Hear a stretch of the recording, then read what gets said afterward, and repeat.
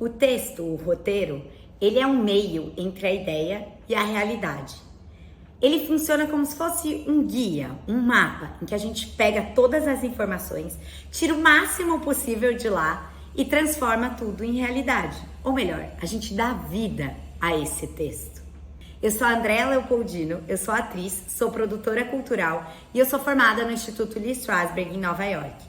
E eu tô aqui hoje para falar para vocês sobre análise de texto ativa no método Lee Strasberg. O trabalho do ator é investigar e desvendar todas as informações possíveis que o roteirista e o dramaturgo dão para ele através do texto. Ele vai investigar sobre a história, sobre a sua personagem, sobre aquele contexto, aquela situação, tudo aquilo que ele pode tirar dali e dar vida a isso. A questão é, como é que a gente faz isso da melhor maneira? Como a gente tira o máximo de informações possíveis de dentro do texto? E mais, depois que a gente tira essas informações, como é que a gente traz para a prática, para o corpo, para a voz? Como é que a gente transforma essa ideia em algo de fato concreto, em algo fazível? A gente vai tentar responder essas questões aqui hoje nessa videoaula. A análise de roteiro é um trabalho investigativo que o diretor, o próprio roteirista e o ator devem fazer para conhecer a história de dentro para fora. É como se a história toda fosse um iceberg. O que a gente vê, o que é contado, é aquela pontinha que está para fora do mar. Mas embaixo dele tem muita coisa acontecendo. Então, a análise de roteiro, a análise de texto, ela é muito importante. E ela é uma habilidade que a gente pode e deve entender, treinar e aprofundar. Mas antes da gente entrar de fato nessa análise ativa de texto no método Lee Strasberg, eu vou passar um pouquinho sobre o que é o método, a história do método, rapidamente para contextualizar vocês. O chamado método, em inglês Method Acting, é um método de atuação desenvolvido pelo Lee Strasberg. Esse é um dos métodos americanos de atuação que foi baseado nos ensinamentos do russo Stanislavski. É importante falar que não é só o Strasberg que fez isso. Alguns outros artistas também elaboraram e divulgaram seus próprios métodos. O Strasberg, assim como o Stanislavski, ao longo da sua vida foi modificando esse método. Não modificando, mas agregando coisas, ajustando, colocando coisinhas importantes em que ele entendia que na prática era diferente. Hoje aqui a gente vai falar sobre o método Strasberg propriamente dito. O ator, pro Strasberg, ele deve reexperienciar sensações, experiências mesmo, memórias dentro da cena. Ou seja, ele não tá ali representando ou imitando nada. Ele tá ali de fato experienciando algo ali dentro da cena que está de fato acontecendo no momento presente. Para o Strasberg, a atuação ela deve se basear nessas suas memórias, nessas suas sensações principalmente, nas suas experiências passadas, que vão trazer a sua autenticidade e a sua organicidade dentro da cena. O próprio professor Robert Ellerman, que é um dos mestres do Instituto lá em Nova York e que foi meu professor e é uma das vozes que eu mais ouço, assim, que é um cara muito interessante, tem uma pesquisada sobre ele, eu vou fazer uma quote sobre o que ele fala sobre atuação. Atuar não é atuar, é fazer organicamente, sendo, sentindo, pensando, querendo e interagindo com o momento presente dentro da situação imaginária, não irreal, mas imaginativa, dentro da realidade da peça e da personagem.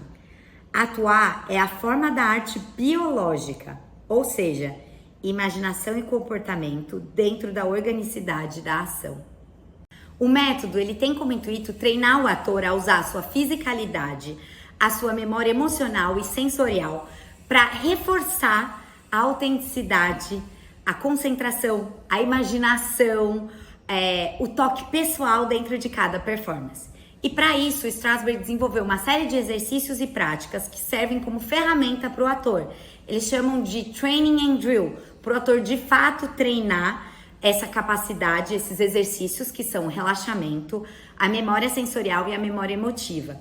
Para que na hora da performance o ator consiga de fato estar disponível, tá conseguindo reagir à flor da pele aos estímulos imaginários da peça ou do roteiro e também aos estímulos reais que estejam acontecendo ali no momento da peça. É como se fosse uma bailarina.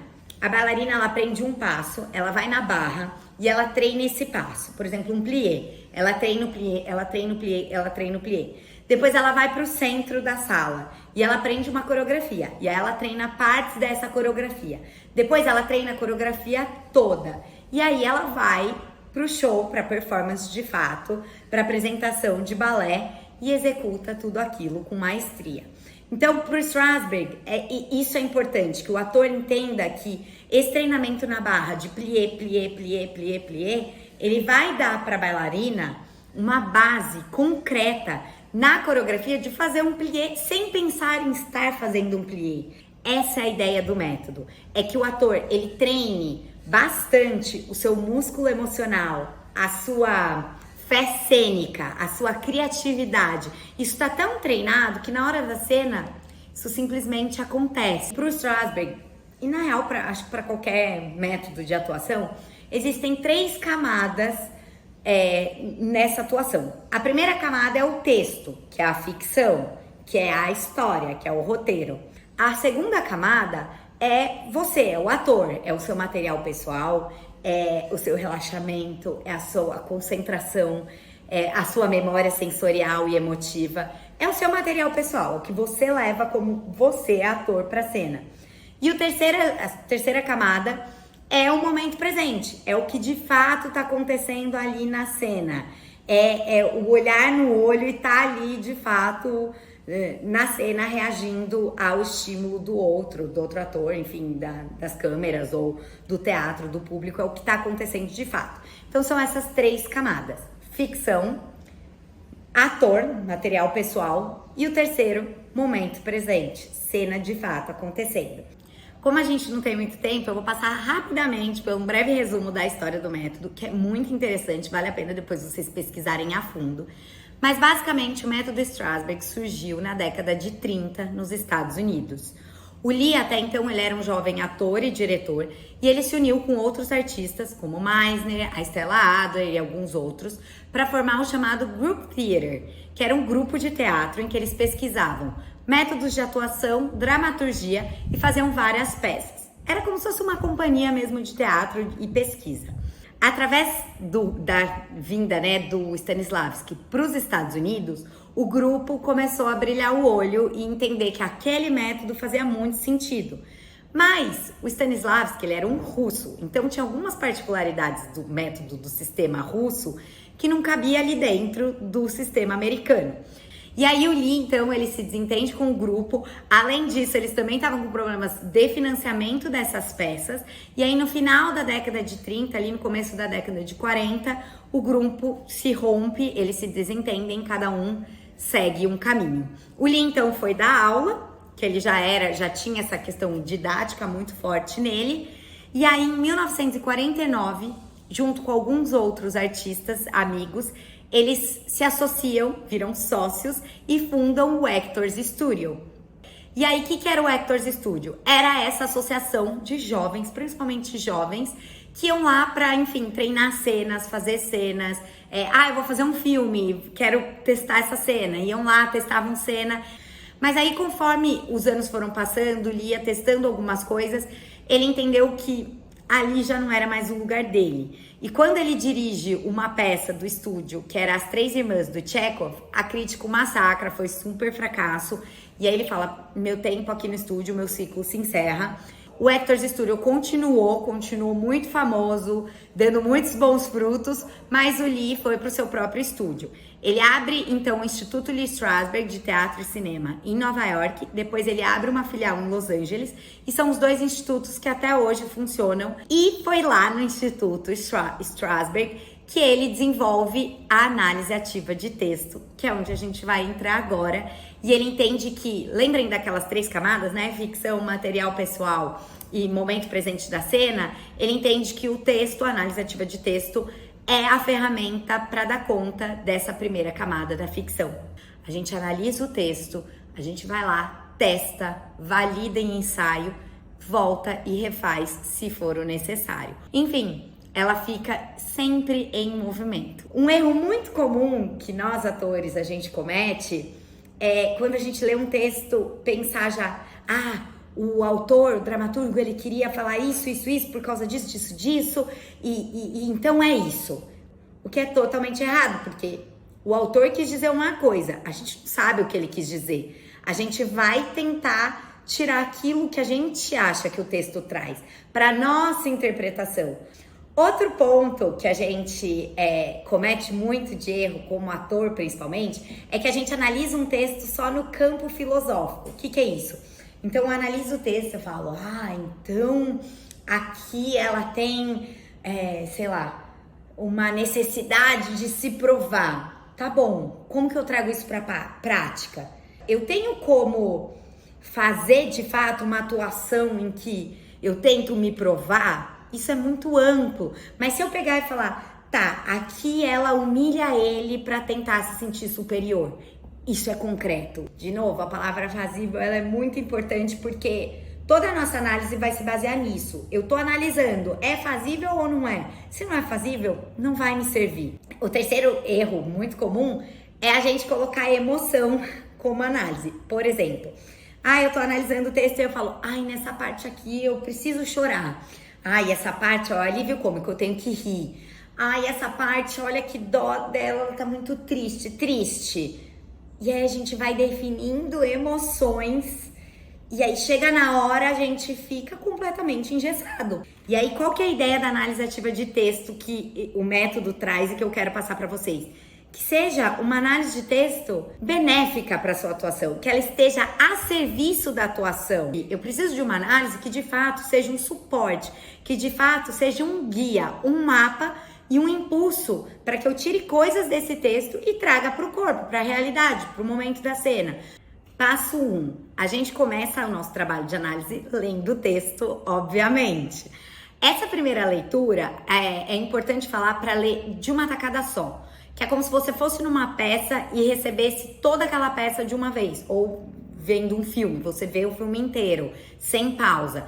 Mesma coisa pro texto. Lê uma vez inteira e anota suas primeiras impressões. Te lembrou uma cor, um cheiro, uma memória, ou achou chato, achou legal. Lê pra fluir, pra entender, faz sentido, não faz, essa história é legal, não é. Passo número 2. É a segunda leitura. Aí a gente começa já com uma pequena investigação. A nossa análise vai ser todo um trabalho de detetive, né? Como a própria palavra analisar propôs, a gente tem que dissecar. Então nós vamos colocar uma lupa de detetive e começar aqui o trabalho. Então essa segunda leitura e a terceira leitura, a gente fala para começar com algumas perguntas gerais. Onde, quando, quem, o que e por quê. A gente sempre vai tentar responder isso. Aqui a gente fala de uma maneira geral. Onde se passa essa peça? Sobre o que essa peça tá falando? Quem que são os personagens? O que é a história? Por que acontece isso na história? É importante falar que esse começo a gente não inventa nada. É um geral, o que tá dado no texto. A história é sobre isso. Ótimo. O que foi falado? Isso. Quem são os personagens? Fulano e Beltrano. Ponto. Passo 3, a tabela. A gente vai montar uma tabela de análise de texto, que ela vai servir para a gente facilitar essa organização e ter mais claro e visual também toda a nossa análise, o nosso mapa. Para fazer essa tabela, a recomendação do próprio Ellerman é que a gente imprima o texto, o roteiro, enfim, sempre uma página do texto e uma página em branco. Então, não sei se está dando para ver. Aqui é a página do texto, aqui é a página em branco. Aí eu imprimo todas assim, o texto todo assim. Por quê? Porque aqui tá meu texto e aqui tá minha tabela de análise feita a lápis. Eu vou já mostrar a tabela para vocês, mas feita a lápis para que a gente possa voltar a refazer como eu falei e preenchida em primeira pessoa. Por quê? Porque sou eu, Andréia, analisando? Não, sou eu, personagem já em primeira pessoa. Você vai dividir em 5 colunas essa sua folha em branco. E a tabela geral normalmente a gente faz na última folha do texto, tá? Para ter um geralzão, um resumo de tudo. Essas 5 colunas nós vamos dividir. A primeira coluna é circunstância / fatos. Só escreve isso aí em cima. Eu já vou explicar o que é cada uma. 2, a segunda coluna, objetivos / necessidade. 3, caixinha de ouro. Quarta coluna, ação/atividade. Quinta coluna, questões/observações. Tem página que a tabela não vai ter nada, talvez, não tem problema, mas é importante que a gente faça durante todo o roteiro. Então, o que é a primeira coluna? Circunstâncias na tabela geral. Na tabela geral, as circunstâncias, a gente vai pensar no que é a peça. Qual é a grande história dessa peça? Quais são as principais circunstâncias que fazem essa história realmente acontecer? Sobre o que essa peça fala? Qual que é o tema dessa peça? Quem são as principais personagens, além da sua própria personagem? A gente coloca aqui também o grande evento da peça, o que acontece dentro desse grande texto. Esse texto é uma briga?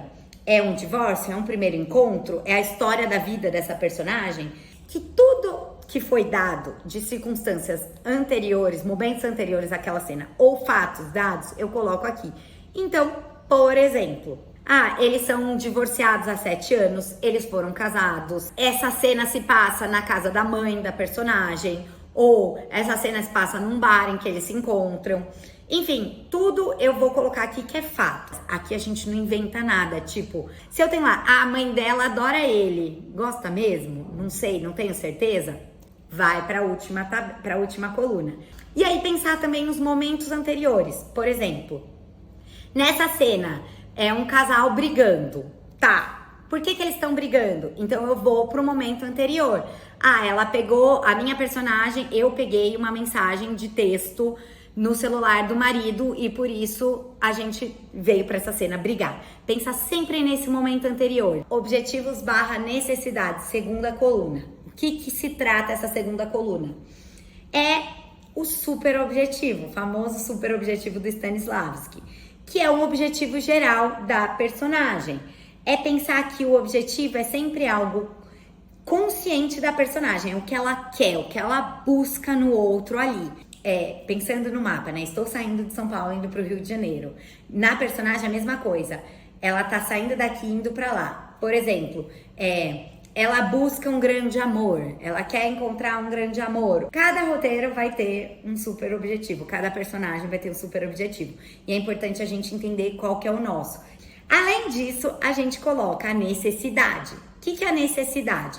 Ela tem muito a ver com esse objetivo, mas ela é algo inconsciente. Por exemplo, eu quero ser aceito, eu quero pertencer, eu quero ser amado. Enfim, seriam coisas que esse personagem provavelmente levaria para terapia, mas que ele não tá consciente. Só que no objetivo cena a cena, isso é muito mais específico. E é importante a gente colocar que é algo sempre fazível, ou seja, é sempre um verbo ou algo sólido. E sempre em relação ao outro, o que eu quero do outro personagem, que é aquilo que eu vou buscar durante toda a cena. Então, por exemplo, na cena em que o marido e a mulher estão brigando, o que eu, mulher, personagem mulher, quero do marido? Eu quero que ele se arrependa de ter me traído, eu quero seduzir ele, eu quero que ele coma na minha mão, eu quero convencer ele de que eu tô certa. O que eu quero dele? Já a necessidade, pensar na cena no sentido mais amplo, como eu falei, algo subjetivo. Então, eu quero que ele se arrependa. Tá, por que eu quero que ele se arrependa? No meu inconsciente é porque eu quero me sentir amada. Então, a minha necessidade é me sentir amada. Mas o meu objetivo é, quero que ele se arrependa. Entendeu? Sempre tem algo relacionado. Na caixinha de ouro, a gente já vai colocar ali o nosso material pessoal, a gente vai se relacionar. É o chamado Golden Box. Como uma grande professora minha, que é professora do método Strasberg, aqui no Brasil, no Instituto Estrela Strauss, que é a própria estrela, ela fala, atuar é colocar o seu cu na reta.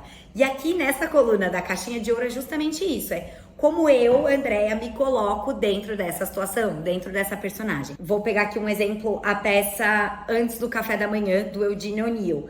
A peça fala sobre uma briga entre marido e mulher.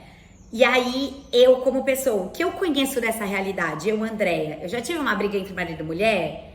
Não, mas eu já tive uma briga muito feia com a minha mãe. Ou já tive uma briga com um namorado. Ou já tive uma briga com uma amiga. Então, como eu me relaciono, tem alguma coisa a ver ali daquela briga que eu posso trazer pro meu mundo? Ou que meu mundo faz parte daquilo? Então é tudo aquilo que a gente traz dos exercícios e ferramentas do método de memória sensorial e memória emotiva para dentro do texto. E aí lembrando, aqui a gente vai colocar na análise. Quero tentar fazer uma memória sensorial, por exemplo, do cheiro da casa da minha avó quando eu era criança, que me remete muito a essa situação vivida na cena, por exemplo. E aí eu vou para a prática, eu testo isso, eu exercito essa memória sensorial e depois eu tento aplicar com o texto. Aqui não me veio nada, não é útil. Desencana, não fica forçando a barra de ter sempre algo. Isso que é muito importante. A tabela, de novo, está a serviço da sua atuação e não o contrário, tá? Lembrando aqui, é bom eu colocar esse ponto, de que a memória sensorial e emotiva, ela tá para te ajudar. Cheiro, memória, situações que você viveu, pessoas que você teve na vida ou tem. E tem sempre uma polêmica em torno disso, principalmente aqui no Brasil, que as pessoas não entendem o que é isso. E elas ficam, mas você vai se machucar. Mas você vai reviver esse momento que, sei lá, mataram o seu pai. E que isso pessoalmente vai te trazer um trauma muito grande. E que não é bom você tocar nessa ferida. Atenção, pessoal. A gente vai colocar coisas que a gente consegue fazer. Se esse tema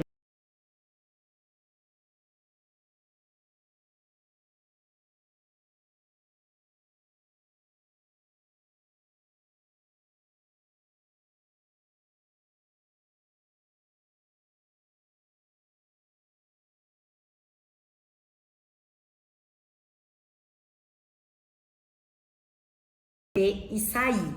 Se você tem dúvida de que você vai conseguir sair ou não dessa situação, se já tem uma dúvida, uma pulga atrás da orelha, não faça, tá?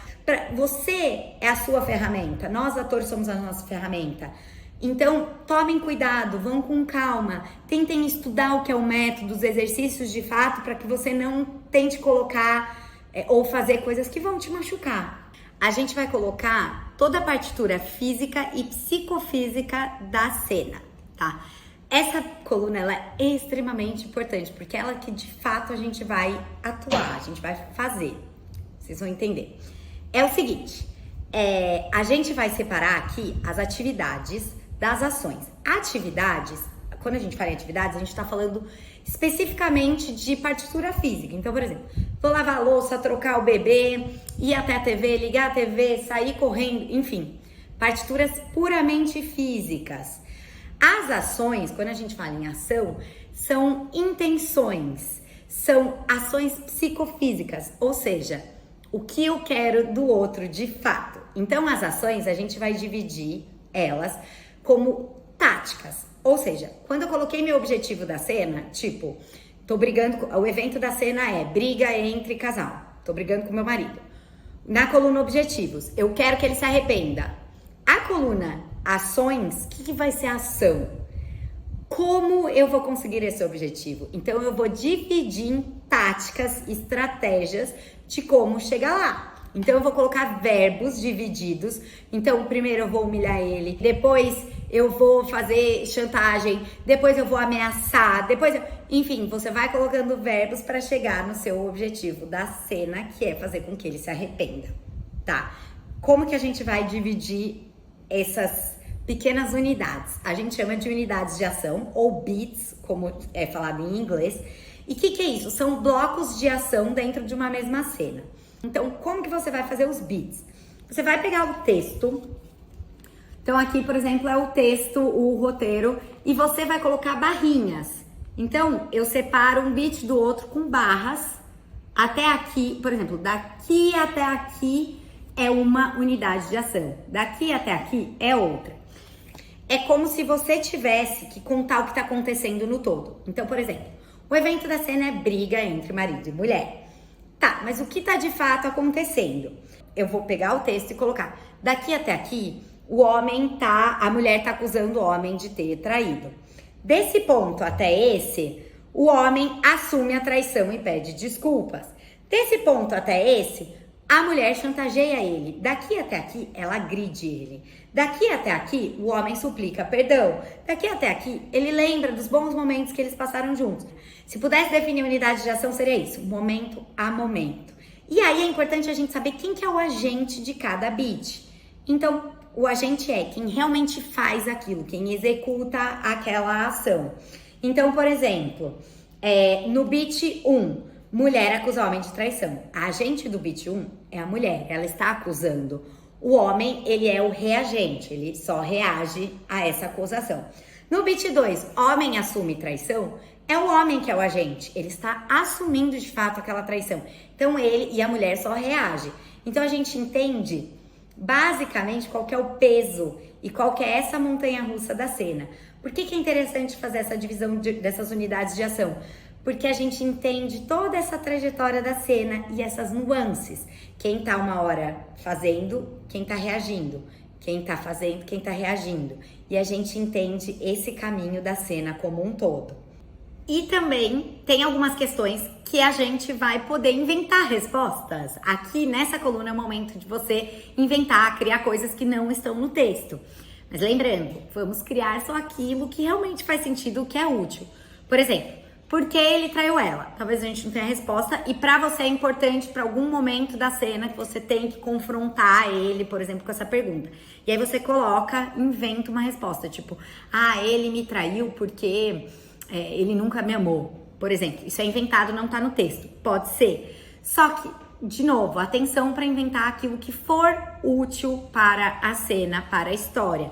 Às vezes a gente, ator, né, a gente quer ficar inventando mil histórias, tipo, porque ela no terceiro ano do colegial tocava uma flauta e ela gostava de cortar a unha e, nossa, ela sempre foi muito legal com as amigas. E isso, tipo, na hora da prática, da atuação, isso não vai mudar em nada. Depois que você preencheu todas essas questões e observações, aquilo que você quer colocar, deixa lá. Vai pra cena, faz, refaz, volta pra tabela, apaga, refaz.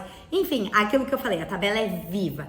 E como o Lee sempre colocava, é muito importante que essa tabela seja um guia, um mapa. Mas é muito mais importante que o ator esteja disponível e deixando tudo isso fluir. Estar em cena, na terceira camada, né? Estar no momento presente da cena, totalmente concentrado e ali, vivendo aquele momento, é o mais importante. Por quê? Porque você está escutando o outro, você está escutando a situação, você está dentro daquilo. E para que a gente consiga estar disponível nesse grau, concentrado, a gente precisa ter essa análise de texto muito bem feita previamente e o material pessoal extremamente treinado, ensaiado para que isso flua. Lógico, gente, essa análise de texto ela é muito complexa, ela tem muita informação. Vai, pausa esse vídeo, volta, refaz, faz exercício, pega um texto, nem que seja curto, uma cena de alguma série que você gosta, um filme, analisa essa cena, pega um roteiro, analisa, refaz, porque é isso, treino. Quanto mais a gente vai fazendo, mais familiarizado a gente vai ficando. Eu vou deixar aqui um link para vocês com toda essa tabela descrita, com o material da aula também escrito para que vocês consigam pesquisar. Vou deixar também um documento com livros, filmes para que vocês possam pesquisar mais sobre o método e vou deixar o meu e-mail e os meus contatos para que vocês possam me acessar caso tenha alguma dúvida, alguma questão, alguma observação, crítica, enfim. Estou disponível para a gente trocar, para a gente evoluir e aprender cada vez mais. Muito obrigada por terem assistido até aqui, quem conseguiu, e espero ter colaborado com o processo criativo de vocês e com a análise de texto de vocês. Depois me contem se vocês fizeram, se deu certo, tá bom? Um beijo, obrigada!